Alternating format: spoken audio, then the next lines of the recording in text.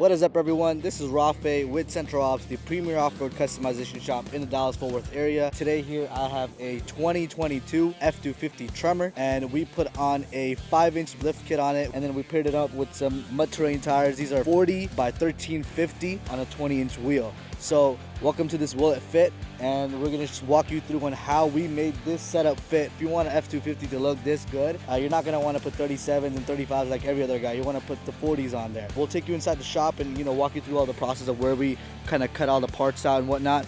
And yeah, let's go in the shop. All right, guys, we just finished trimming on this F-250. Let me show you what we did. We just, like I said earlier, we had to trim a little bit in the front. Nothing too crazy, nothing too structural, and none of the main metal pieces from the bumper. Just a little bit of this valence right here, and then a little bit behind the bumper, the metal piece. It's a little bracket. It's not really doing anything, so it's nothing that you have to worry about. If I had not looked at it before I had touched the truck, I would have never known that we trimmed that piece off. So it's just that easy, that clean. And then same right here, this, the rear fender right here, we basically chopped off a little bit of that mud flap area, what do you want to call it, and just a little bit of that plastic. And it's all plastic, there's no metal involved in this area as well.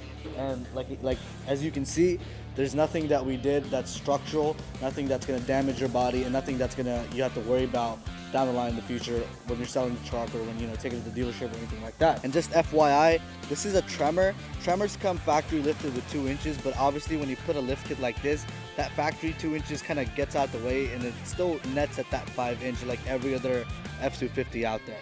So as I showed you guys earlier, very minimal trimming, a little bit of that bumper, a little bit of the valence, and then a little bit in the fender liner in the rear. If you want to put 40s on your truck and you want a shop to do it right, trim it right, give us a call at 833-268-2577 here in Arlington, Texas. We'll help you out.